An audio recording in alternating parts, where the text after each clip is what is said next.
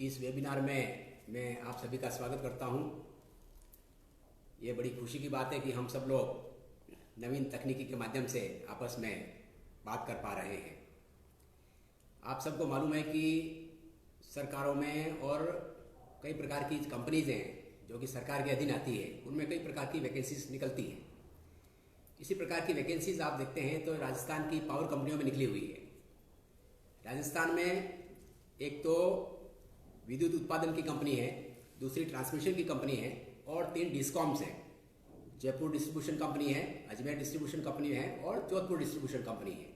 इनका पूरा तीनों को मिला देते हैं तो पूरा राजस्थान का एरिया ये तीनों कंपनीज डिस्ट्रीब्यूशन के मामले में कवर करती है और इनमें कई प्रकार की पदों की वैकेंसी निकली हुई है। ये अच्छी है, युवाओं के लिए अच्छा अवसर है कि वो अच्छी तरह से तैयारी करें और इनमें सफलता प्राप्त करें। आप देखिए कि राज्य सरकारों में या विभिन्न प्रकार की कंपनीज है उनमें वैकेंसी निकलती है और उनमें कई कैंडिडेट्स फॉर्म भरते हैं और परीक्षाएं देते हैं।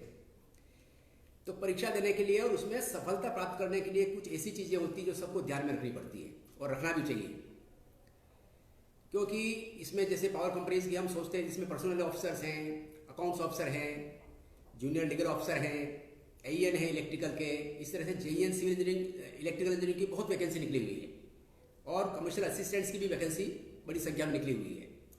इन सब की वैकेंसी निकली हुई है तो इसमें आपको कैसे तैयारी करनी है वो बहुत बड़ा प्रश्न है।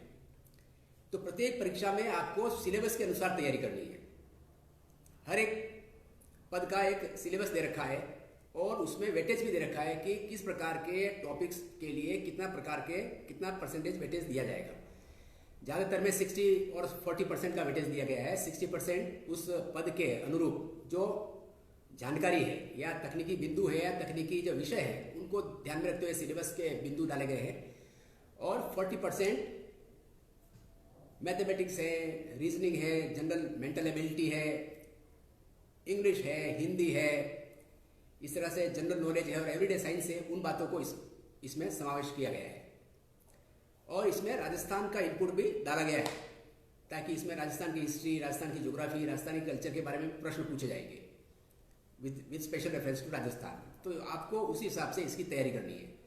मैं अपना परिचय देता हूं कि मैं इन पावर कंपनियों में बोर्ड में डायरेक्टर रह चुका हूं और आरआरईसी का नाम सुना होगा, आरआरईसी में भी डायरेक्टर रह चुका हूं और इसके अलावा राजस्थान में जो सोलर पावर कंपनियां थी उसमें भी मैं बोर्ड ऑफ डायरेक्टर्स में डायरेक्टर रह चुका हूँ।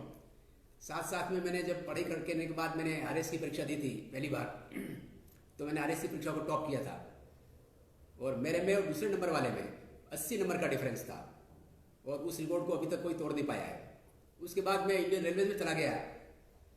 उसके बाद मेरा सिलेक्शन जो रिजर्व बैंक ऑफ इंडिया में हो गया, रिजर्व बैंक ऑफ इंडिया जो सबसे बड़ा बैंक है। उसके बाद मेरा आईएएस में सिलेक्शन हो गया तो मैं आईएएस में चला गया फाइनली। अभी भी मैं कैंडिडेट्स को, स्टूडेंट्स को गाइड करता हूँ कि विभिन्न प्रकार के कॉम्पिटिटिव एग्जाम में कैसे जल्दी से जल्दी सफलता प्राप्त करें। देखो कैंडिडेट्स तो बहुत हैं जो परीक्षा देते हैं। याद रखिए हमेशा कि ज़्यादा पढ़ने से कोई कैंडिडेट सफलता प्राप्त नहीं कर सकता है, इसकी भी एक स्किल है। और कुछ व्यक्ति ऐसे होते हैं जिनको अनुभव है तरह तरह की परीक्षाओं को पास करने का, एक परीक्षा नहीं तरह तरह की परीक्षाओं का, और वर्तमान में कंपटीशन बढ़ता जा रहा है। एक एक नंबर के लिए जो कैंडिडेट्स या तो सर्विस में आता है या सर्विस से पार हो जाता है। तो इसके लिए ज़रूरत है इसका योजना बना करके तैयारी की जाए और तैयारी करते समय इस बात का ध्यान में रखा जाए कि आप इसके जो है सिलेबस के हिसाब से आप तैयारी करें और उनके नोट्स अपने हाथ से बनाएं, अच्छी बुक से बनाएं, अच्छे सोर्स से बनाएं। अपने हाथ से लिखेंगे तो आपको याद ज़्यादा रहेगा। केवल पढ़ेंगे तो जल्दी भूल जाएंगे। जब परीक्षा में प्रश्न पूछेंगे तो उसमें जो है कन्फ्यूजन हो जाता है कि इसका ए सही है या बी सही है या सी सही है। तो उस कन्फ्यूजन में नेगेटिव मार्किंग होती है तो वहाँ पे प्रश्न को या तो छोड़ना पड़ता है और यदि गलत कर दिया तो आपके नंबर और कटते हैं बढ़ने के बजाय। तो बहुत सोच समझ के प्रश्न को अटेम्प्ट करना पड़ता है। तो इसके लिए आपको सही गाइडेंस लेने की जरूरत पड़ती है। तो सही गाइडेंस यदि आप लेते हैं तो आप कम समय में अच्छी तैयारी कर पाते हैं और कंसेप्चुअल क्लैरिटी आ जाती है। कंसेप्चुअल क्लैरिटी वो करवा सकता है जो उसका ज्ञान है उस सब्जेक्ट का। और जीके, एवरीडे साइंस, इस तरह से आपका current affairs, mental ability, Rajasthan के रेफरेंस में यहाँ की ज्योग्राफी, यहाँ की हिस्ट्री, ये इतने बड़े वास्ट सब्जेक्ट्स हैं कि इसमें कि एक व्यक्ति जो है इनको तैयारी करवा नहीं सकता। और वो व्यक्ति, ऐसे कुछ व्यक्ति हैं जो कि कॉम्प्रिहेंसिव वे में गाइड करते हैं। मैं आपको और बता देता हूँ कि मैंने last year AEN civil engineering की परीक्षा हुई थी आरपीएससी के माध्यम से। तो उसमें मैंने कुछ कैंडिडेट्स को गाइड किया था। तो अभी कोई 15-20 दिन कंसेप्चुअल क्लैरिटी हो उसके दिमाग में, और पॉजिटिव प्रश्न हो या नेगेटिव प्रश्न हो, सबका उत्तर वो सही दे सके। तो इसके लिए सही गाइडेंस की जरूरत है, और आपको एक योजनाबद्ध तरीके से तैयारी करने की जरूरत है। जब आप योजनाबद्ध तरीके से तैयारी करेंगे तो आप निरंतर आगे बढ़ते जाएंगे। देखो, इसकी तैयारी करने के लिए आपने तय कर दिया है, आपने दृढ़ निश्चय कर दिया कि आपको परीक्षा देनी है और परीक्षा में सफलता के लिए प्रयत्न करना है। जब आपने यह तय कर दिया है तो उसके साथ साथ आपका एक्शन होना जरूरी है, उसी डायरेक्शन में, सही डायरेक्शन में। और एक्शन जब आप करते हैं तो देखो, खुद की गलती खुद को नहीं दिखती है, कोई न कोई ऐसा गाइड होना चाहिए जो आपकी गलती को पकड़ सके समय रहते। बाद में पकड़ेगा कुछ नहीं होने वाला है। समय रहते यदि आपको गाइड करता रहता है, गलती पकड़ देता है उसमें और सुधार करते जाते हैं, तो सुधार करने से उसमें जल्दी इंप्रूवमेंट होता है। मेरी गलती मेरे को नहीं दिखती है, यदि कोई व्यक्ति, अगला व्यक्ति उसको गलती पकड़ सकता है और मेरे को बता सकता है कि गलती पकड़ना एक चीज़ है और सुधार कैसे किया जाए वो दूसरी चीज़ है। जो व्यक्ति गलती पकड़े भी और सुधार भी करवाए और इस तरीके से सिखाए कि वो व्यक्ति याद रख सके, उसको भूले नहीं। तो हमारा ये मानना है कि सही गाइडेंस करें, प्राप्त करें, अवश्य प्राप्त करें, और उसके साथ साथ आप ऑथेंटिक सोर्स से पढ़ें। ऑथेंटिक सोर्स से पढ़ने में आपको कम से कम समय में कम पढ़ना पड़ेगा और कवर ज़्यादा होगा। आप देखते हैं कि कैंडिडेट्स बहुत हैं, लेकिन कईयों में आत्मविश्वास की कमी हो जाती है। सब ये सोचते हैं कि देखो, हजारों की संख्या में कैंडिडेट्स या लाखों की संख्या में कैंडिडेट्स एप्लीकेशन भरते हैं, फॉर्म भरते हैं, तो परीक्षा में पास होने के बारे में पहले से ही प्री कॉन्सेप्ट नोशंस बना देते हैं, पास होंगे या फेल होंगे। आपको इस बारे में सोचना नहीं है।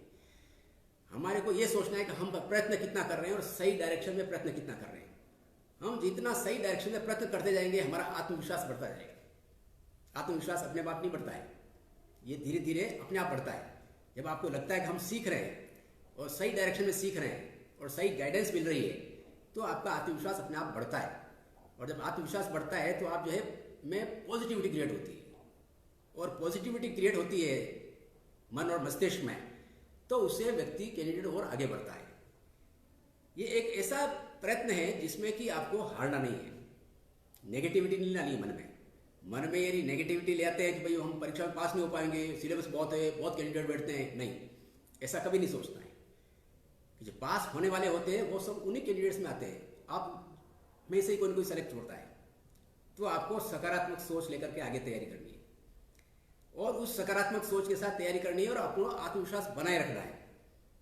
कहते हैं मन के हारे हार है और मन के जीते जीत। यदि मन से आप हार गए तो आगे बढ़ना मुश्किल है। तो मन में सकारात्मक सोच लेके आगे बढ़ना है, और धीरे धीरे जैसे जैसे आप आगे बढ़ेंगे वैसे वैसे आप में आत्मविश्वास बढ़ता जाएगा। हम दूसरी बात ये कह रहे हैं कि याद रखने के लिए ये भी सिखाने के लिए स्किल होती है। कुछ लोग इसमें एक्सपर्ट होते हैं, उनके पास हुनर होता है सिखाने का। तो दूसरी बात हम ये कह रहे हैं कि आप जब पढ़ रहे होते हैं तो हमेशा स्केच, डायग्राम, इस प्रकार की बातें नोट्स बनाते समय जरूर बनाइए। तो उससे क्या होता है कि आपको याद जल्दी होता है और उसको भूलते नहीं है। जैसे राजस्थान में मिनरल्स हैं, कहाँ कहाँ पाए जाते हैं? लेड, जिंक, सिल्वर कहाँ पाई जाती है? रामपुरा गुचाज जिला भीलवाड़ा में माइंस है, वहाँ पे पाई जाती है। दरिबा माइंस में पाई जाती है। राजस्थान में इसके 2 जिंक स्मेल्टर है, एक चंदेरिया में है और दूसरा आपका देबारी जो उदयपुर में पड़ता है, वहाँ पे जिंक स्मेल्टिंग का काम होता है। ठीक इसी प्रकार से क्रूड ऑयल है, तो क्रूड ऑयल राजस्थान में बाड़मेर में निकलता है। भाग्यम, मंगला, ऐश्वर्या, नागेश्वरी, सरस्वती, ये सब तेल के कुओं के नाम है। यहाँ तेल के कुएं हैं जहाँ तेल का उत्पादन होता है। अब आप देखो, जब तेल उत्पादन हो रहा है तो वहाँ पर रिफाइनरी कम पेट्रोकेमिकल कॉम्प्लेक्स और आ रहा है, वहाँ पे पचबदरा में आ रहा है, जिला बाड़मेर में। जब पचबदरा का आ गया तो पचबदरा में खारे पानी की झीलें भी है। तो खारे पानी की झीलें अन्य स्थानों पर भी है, सांबर में भी है, डीडवाना, कूचामन, लूणकरणसर, तो ये जगह है जहाँ पर खारे पानी की झीलें पाई जाती है। रेगिस्तान में ही होती है, खारे पानी की झीलें हमेशा रेगिस्तान में मिलती है।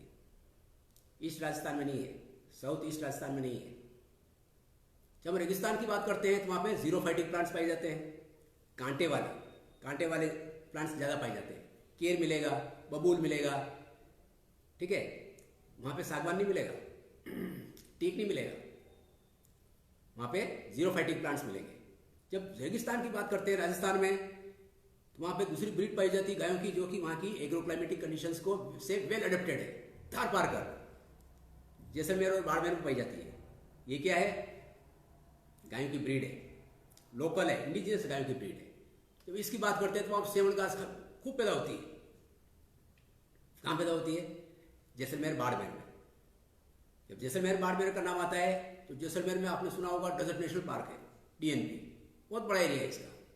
वहाँ पर गोडाउन नाम का पक्षी पाया जाता है, इंडियन ग्रेट बस्टर्ड। और इसका एरिया है डीएनपी का, जैसलमेर में ज़्यादा है और बाड़मेर में भी है, कम है।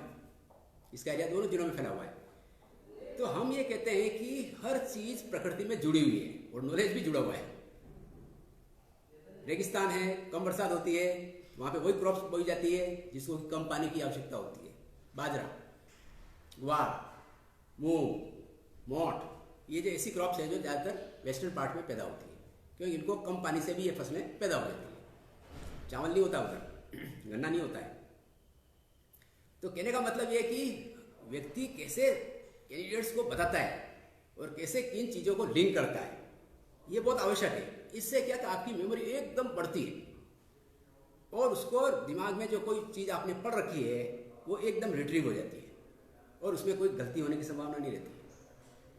तो एक तो पढ़ना, सही तरीके से सीखना, साथ साथ में खुद के हाथ से संक्षिप्त में नोट्स बनाना, साथ साथ में नोट्स बनाने के साथ कोई स्केचेस, डायग्राम बनाने की आवश्यकता जहाँ जहाँ पड़ती है वहाँ पे बनाते रहो। उससे क्या होता है कि याद जल्दी रहता है। फिर हर एस्पेक्ट को कैसे लिंक किया जाए, हर एस्पेक्ट को कैसे लिंक किया जाए, तो उससे क्या होता है कि आपको याद ज़्यादा रहता है। हर चीज़ प्रकृति में जुड़ी हुई है, हर चीज़। इसी में जितने भी साइंस के लॉज हैं वो सब प्रकृति के नियमों को प्रकट करते हैं और कोई नई चीज़ नहीं होती है, उसी का खुलासा करते हैं किसी न किसी रूप में। तो आप देखिए कि इनमें रिलेशन स्थापित करना और वापस जब आप शॉर्ट नोट्स बना लेते हैं तो उनका समय समय पर रिवीजन करना बहुत आवश्यक है।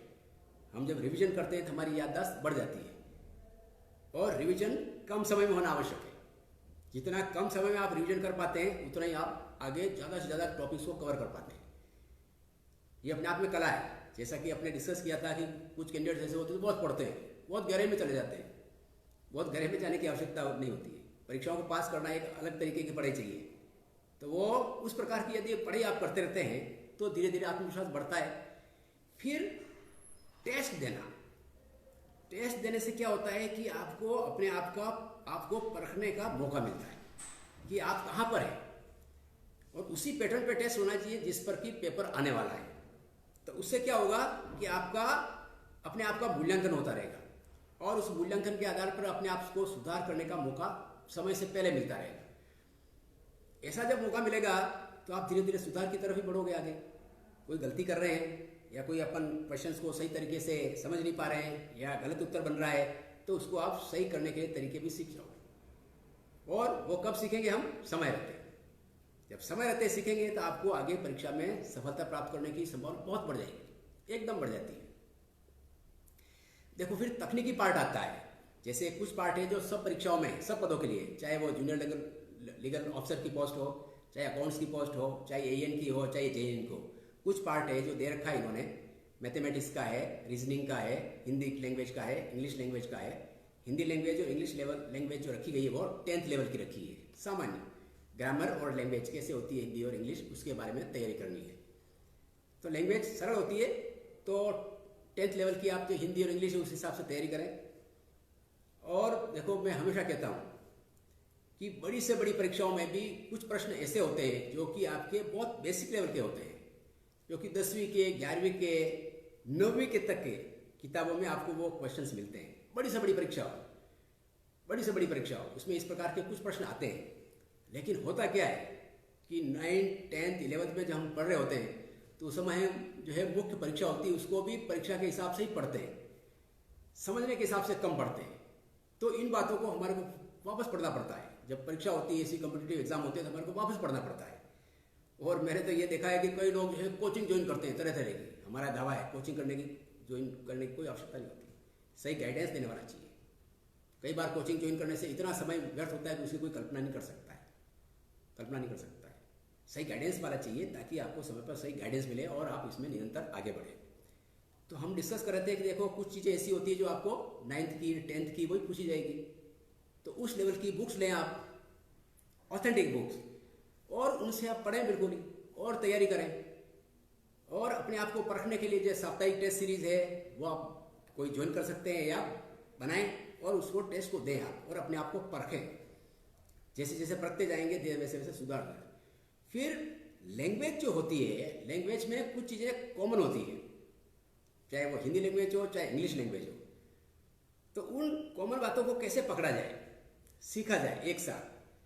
फिर हम जो हिंदी है, हम कोई अन्य टॉपिक पर पढ़ रहे हैं, जैसे मान लो एवरीडे साइंस पढ़ रहे हैं, या हम करंट अफेयर्स पढ़ रहे हैं, या रीजनिंग पढ़ रहे हैं, तो उसमें भी लैंग्वेज आती है। लैंग्वेज आती है, बिना लैंग्वेज के कोई सेंटेंस नहीं बनता है। तो कोई व्यक्ति कैसे टेक्निकल बातों को समझाते हुए, जैसे अकाउंटिंग की बात होती है, या रेशियो एनालिसिस की बात कर रहे हैं आप, या लेबर लॉज की बात कर रहे हैं आप, चाहे फैक्ट्रीज एक्ट की बात कर रहे हैं, या पेमेंट ऑफ वेजेस एक्ट की बात कर रहे हैं, या कॉन्ट्रैक्ट लेबर की बात कर रहे हैं, तो उन सब में भी लैंग्वेज आती है, सेंटेंसेस बनते हैं। और उन सेंटेंसेस में आप कैसे कैसे सेंटेंसेस बनाते हैं और कैसे गलती करते हैं, कैसे सेंटेंस या शब्द आप गलत काम में ले रहे हैं, वो आप साथ साथ सीख सकते हैं। इसके लिए सिखाने वाला चाहिए। तो आपको मतलब कम से कम समय में आप लैंग्वेज भी सीख रहे होते हैं, उस समय शब्द शुद्धि भी सीख रहे होते हैं, वाक्य शुद्धि भी सीख रहे होते हैं। इंग्लिश है तो इंग्लिश में आप जो शब्द जो कैसे स्पेलिंग सही है, सेंटेंस का सिंटेक्स सही है कि नहीं है, वो भी आप सीख रहे होते हैं। और ग्रामर के हिसाब से भी आप, टेंस के हिसाब से भी, वर्ब सब्जेक्ट का जो कॉम्बिनेशन होता है वो सही चल रहा है नहीं चल रहा है, वो भी आप आसानी से सीख सकते हैं। सिखाने वाला चाहिए। ऐसे सिखाने वाले कम मिलते हैं, कम मिलते हैं, क्योंकि किसी को हिंदी आती तो इंग्लिश नहीं आती है, इंग्लिश आती तो हिंदी नहीं आती है, हिंदी आती है तो उसको थोड़ा बहुत जो है लॉज के बारे में पता होता है, लॉज के बारे में पता होता है तो राजस्थान की हिस्ट्री ज्योग्राफी उसके बारे में इतना पता नहीं होता है। तो कई चीज़ों को बना करके ये सिलेबस पूछते हैं। तो उसमें आपको ऐसे व्यक्ति से गाइडेंस लेनी चाहिए जो कि इन बातों के बारे में ज़्यादा जानता हो। और सबसे महत्वपूर्ण बात है कि जो कि कंपटीशन एग्जाम को पार कर चुका हो। पढ़ना अलग चीज़ है, और परीक्षा में पास करने के लिए कैसे तैयारी की जाए कम से कम समय में, ये अपने आप में कला है, हुनर है, हर व्यक्ति के पास नहीं मिलता है। बहुत व्यक्ति होते हैं, पढ़ाते बहुत है पढ़ाने वाले, सिखाते नहीं है, सिखाने वाले कम है। क्योंकि परीक्षा कैंडिडेट को देनी होती है, दूसरों को नहीं देनी होती। पढ़ाने वाले तो वो पढ़ाने वाले बहुत हैं, पढ़ा देते हैं, वो अपने आप को मुक्त मान लेते हैं, हमने पढ़ा दिया। लेकिन हमारा ये मानना है कि हम जो गाइडेंस देते हैं उसमें सिलेक्शन होना चाहिए, कैंडिडेट्स का सिलेक्शन होना चाहिए। तो इन्हीं बातों को ध्यान में रखते हम गाइडेंस देते हैं। तो इन सब बातों को देखते हुए ये बड़ी खुशी की बात है कि हम नवीन तकनीकी के माध्यम से आपसे बात कर रहे हैं। साथ साथ में आप देखते हैं कि भी कोविड-19 के केसेस भी बढ़ रहे हैं, वापस एक नई लहर आ रही है जिसमें केसेस कई दुनिया के देश है वहाँ पर भी बढ़ रहे हैं। मैं आज भी देख रहा था, जैसे ब्राज़ील में रिपोर्ट किया गया कि बहुत ज़्यादा केस बढ़ रहे हैं, अपने इंडिया में भी कई राज्यों में बढ़ रहे हैं। तो हमारे को सबको सावधानी बरतने की जरूरत है, हर व्यक्ति को सावधानी बरतने की जरूरत है। हर व्यक्ति सावधानी बरतेगा तो कोविड-19 को हम पिछाड़ सकते हैं, हरा सकते हैं। नहीं तो क्या होगा, सरकारें वापस जो है सख्त कदम उठाएगी, उससे इकोनॉमी को नुकसान ज़्यादा होता है। और बेरोजगारी आप देखो, बेरोजगारी कितनी बढ़ चुकी है, और युवा वर्ग है उसमें तो बेरोजगारी बहुत ज़्यादा है। तो इन सब बातों से निपटने के लिए, अर्थव्यवस्था को और तेज गति से बढ़ाने के लिए आवश्यक है हर व्यक्ति इसके मैनेजमेंट में जो बातें बताई गई है उनमें सहयोग करे, डिस्टेंसिंग रखे, मास्क पहने, बार बार हाथ धोए। और ऐसे कोई व्यक्ति होते हैं तो उसमें पूरी और वैक्सीन आ गया, सबसे बड़ी खुशी की बात है, तो वैक्सीनेशन में सब अपना अपना योगदान दें। तो इन सभी बातों को ध्यान में रखते हुए मैं आप सभी के उज्जवल भविष्य की कामना करता हूँ। और इस कोविड-19 महामारी है उसको निपटने में भी हम सब लोग आगे बढ़कर सभी बातों को पालन करते हुए आगे बढ़ेंगे तो इसको निश्चित रूप से हम हराने में सफल होंगे। Thank you.